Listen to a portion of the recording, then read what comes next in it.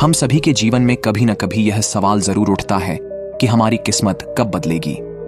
कई बार हम कठिनाइयों से जूझते हुए सोचते हैं कि हमारी मेहनत का फल हमें क्यों नहीं मिलता। लेकिन क्या आप जानते हैं कि किस्मत बदलने से पहले जीवन हमें कुछ खास संकेत देती है। इन संकेतों को पहचान कर हम अपनी किस्मत का रास्ता बदल सकते हैं। आज की कहानी एक ऐसे व्यक्ति की है जिसने कठिन परिश्रम के बावजूद किस्मत का साथ नहीं पाया, पर एक दिन उसे ऐसे संकेत मिले जिन्होंने उसकी जिंदगी बदल दी। यह कहानी है अर्जुन की, जो अपने सवालों का जवाब पाने के लिए एक कठिन यात्रा पर निकला।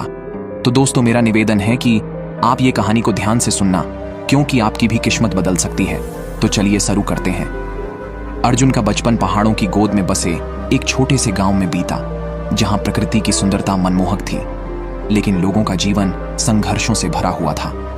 उसके माता पिता मेहनती किसान थे, जिनके पास थोड़ी सी जमीन थी जो उनकी आजीविका का एकमात्र सहारा थी।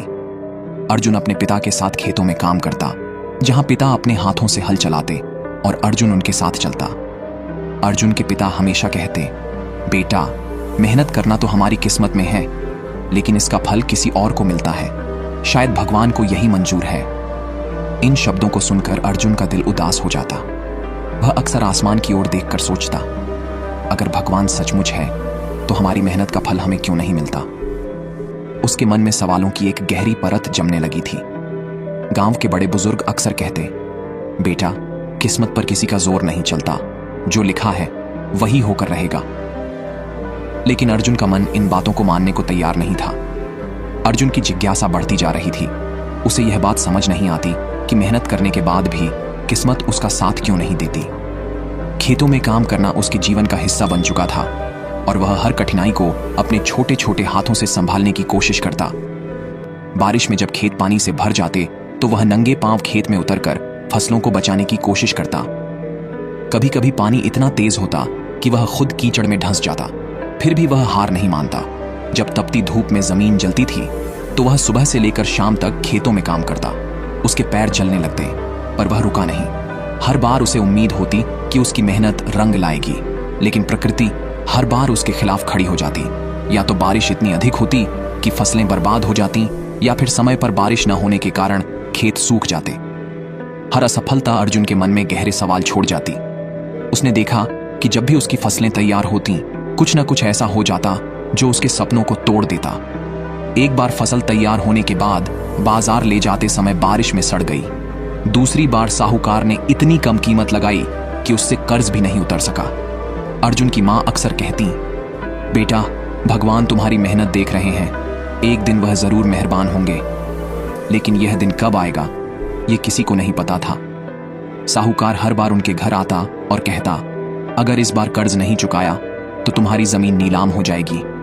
यह सुनकर अर्जुन के पिता शर्म से सिर झुका लेते और आंसू बहाने लगते। यह सब देखकर अर्जुन का दिल तड़प उठता। उसने अपने मन में ठान लिया कि वह अपनी किस्मत बदल कर रहेगा। अर्जुन ने सुना था कि पहाड़ों की ऊंचाइयों में एक गुरुजी रहते हैं जो जीवन के कठिनतम प्रश्नों का उत्तर देने में सक्षम है। यह सुनकर उसके मन में एक दृढ़ संकल्प जागा कि वह अपने सवालों का उत्तर पाने के लिए हर मुश्किल से गुजरेगा।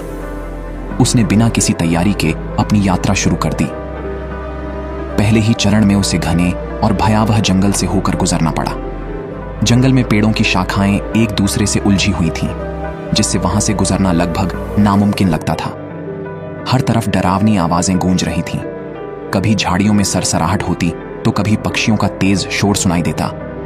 अर्जुन का दिल जरूर धड़कने लगता, लेकिन उसने अपने डर को खुद पर हावी नहीं होने दिया। एक बार अचानक उसने अपने सामने एक विशाल भालू को खड़ा देखा। भालू की तेज गर्जना से जंगल कांप उठा और अर्जुन के होश उड़ गए। लेकिन उसने फुर्ती से एक घनी झाड़ी में छिपकर अपनी सांसें रोक लीं। कुछ देर बाद भालू वहां से चला गया और अर्जुन ने राहत की सांस ली। जंगल पार करना उसके लिए एक बड़ी चुनौती थी, लेकिन वह अपनी मंजिल की ओर बिना रुके बढ़ता रहा।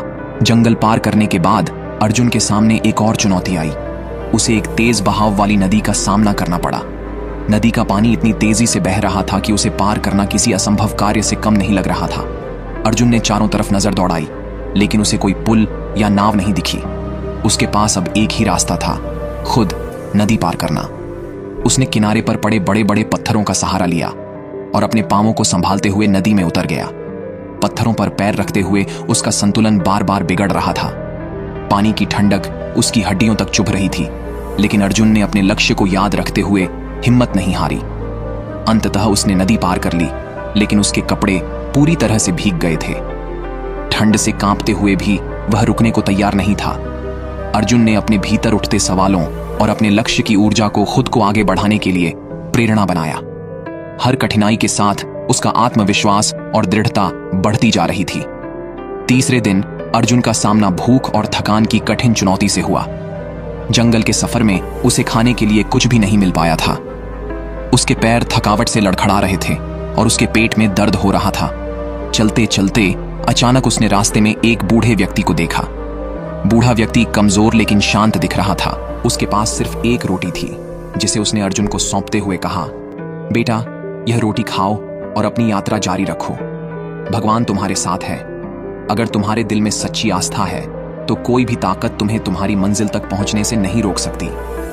बूढ़े के ये शब्द अर्जुन के दिल को छू गए। उसने उस रोटी को खाया और महसूस किया कि उसकी भूख के साथ साथ उसकी थकान भी कम हो गई है। बूढ़े के विश्वास भरे शब्दों ने उसमें एक नई ऊर्जा भर दी। अर्जुन ने उस बूढ़े व्यक्ति का धन्यवाद किया और अपनी यात्रा को जारी रखा। अर्जुन ने अंततः पहाड़ों के शिखर पर स्थित गुरुजी के आश्रम की दहलीज पर कदम रखा।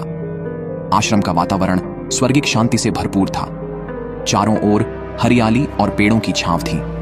पत्तों की सरसराहट और पक्षियों की मधुर चहचहाहट कानों को सुकून देती थी। ऐसा प्रतीत हो रहा था मानो प्रकृति भी यहां ध्यानस्थ हो। अर्जुन ने थके हुए लेकिन उत्साह से भरे कदमों से गुरुजी के कक्ष में प्रवेश किया। वहां उन्होंने देखा कि गुरुजी ध्यान मग्न बैठे हैं। उनके चारों ओर एक अद्भुत शांति का आभा मंडल था, जो अर्जुन के हृदय को छू गया। अपनी व्याकुलता को और रोक न पाकर अर्जुन उनके चरणों में गिर पड़ा। उसकी आंखों से आंसू बह रहे थे। उसने टूटे स्वर में कहा, गुरुजी, मैं वर्षों से कठिन मेहनत कर रहा हूं। हर बार उम्मीद करता हूं कि मेरी मेहनत रंग लाएगी, लेकिन मैं हमेशा असफल होता हूं। क्या मेरी किस्मत कभी बदलेगी?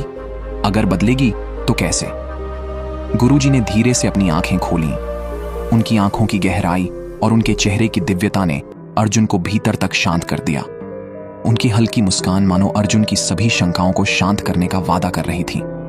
गुरुजी ने अर्जुन को अपने पास बैठने का संकेत दिया और शांत स्वर में कहा, बेटा, किस्मत को बदलना कठिन जरूर है, लेकिन असंभव नहीं।